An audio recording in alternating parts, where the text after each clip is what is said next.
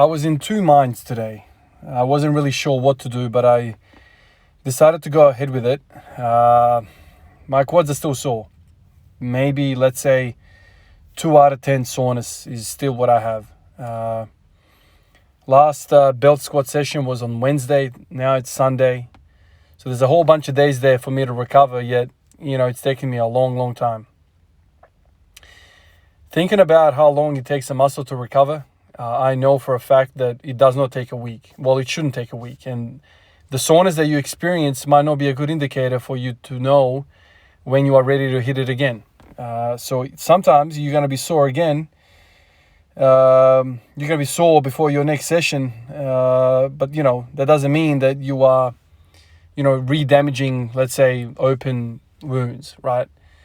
That's at least how I was thinking about it. I read a few things about it I Googled it, and I thought, how long does a muscle actually take to recover? And I specifically was looking for the quads. A bunch of different things. Some people train quads 3 times a week, which is crazy. Bodybuilding and what I'm doing is completely different. I know I'm squatting every single day, but I'm not killing myself every single day. That's a misconception about what I'm doing here. A lot of people think, oh man, how are you not so every day? Well, I'm not pushing myself that hard every day.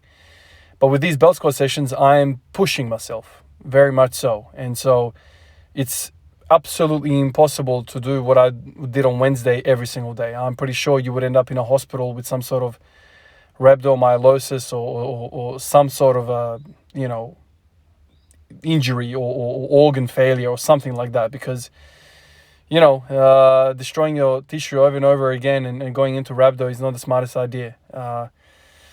So anyway, I'm trying to think about doing the belt squats twice a week. I'm kind of thinking to myself, well, this was the first time that I did it on Wednesday, so maybe this is kind of like just a novelty thing. It's a new movement, and that's why I was kind of really sore. So I decided to do it today. I'm probably going to be sore again, so it's a miserable freaking week of soreness, but I'm trying to, hit my weaknesses, and let's say that this is a weakness for me.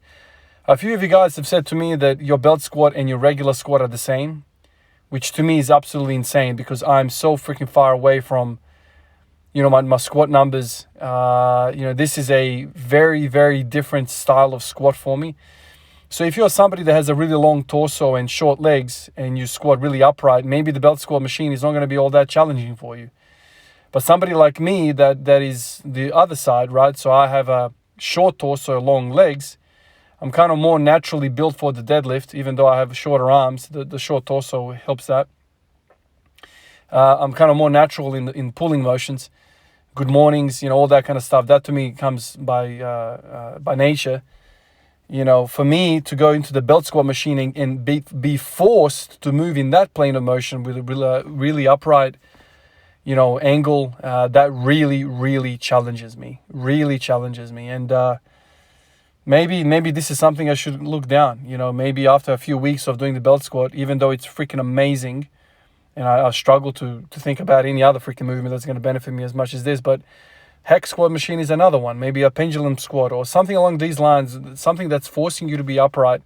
It doesn't allow you to kind of go into hip extension type planes of motion. So this is really killing me. This is really, really killing me. And it's something that, I'm not very good at. When I do lunges, when I do other quad exercises, unilateral exercises, I still like to lean over, and it's very hard for me to, force myself to stay upright because when the going gets tough, my instinct is always to lean over and use the stuff, the hingy type of stuff, hingy type of muscles. But with this, it's pulling you into your quads. There's nothing you can do about it. The weight is hanging off your pelvis, right? So there's no hip extension requirements there at all. So it's an interesting movement, and it's if you are somebody like me and you're built like me, I would really recommend you to try this. If you are somebody that maybe you're an Asian, maybe I don't know, it doesn't really matter like who, which part of the world you are, but mostly Asians are kind of built for squatting. Maybe Eastern Europeans are not, I don't know. But if you're somebody with a stature where you have short legs and a long torso, and you're going to belt squat machine, maybe it's not as good for you. Maybe you stick with the barbell squat. For you, maybe the best thing for you to do is do some sort of hingy movement, an RDL, a good morning, something that really challenges you. Like I know there's a bunch of you guys who have messaged me and said, you know, Ivan, I can't believe you can, good morning, 135 kilos, your squat should be 5 tons.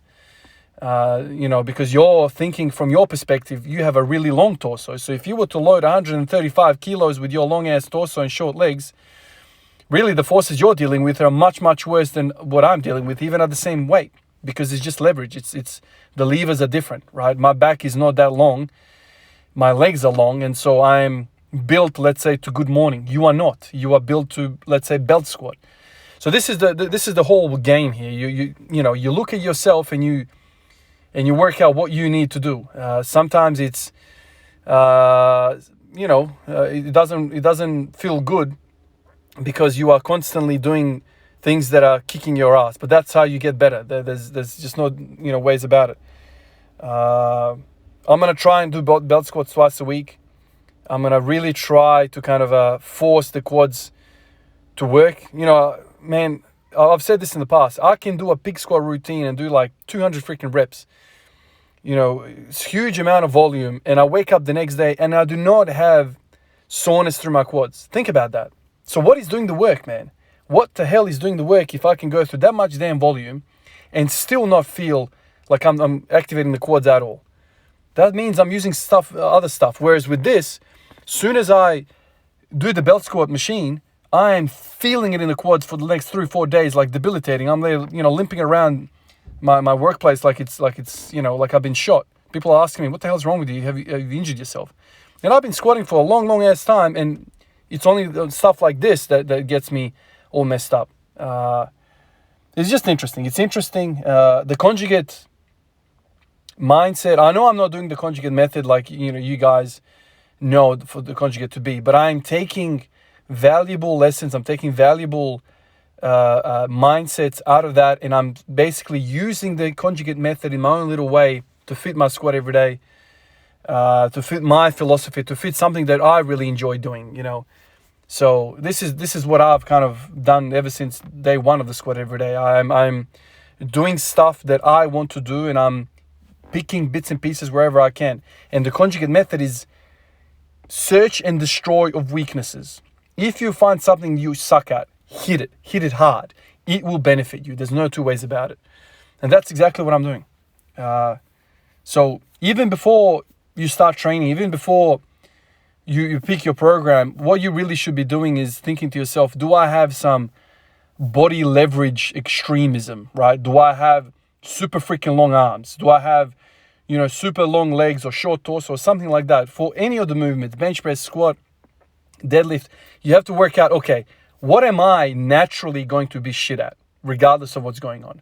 Oh, okay, hit that. And this is where these exercises come into, like these machines, these accessories.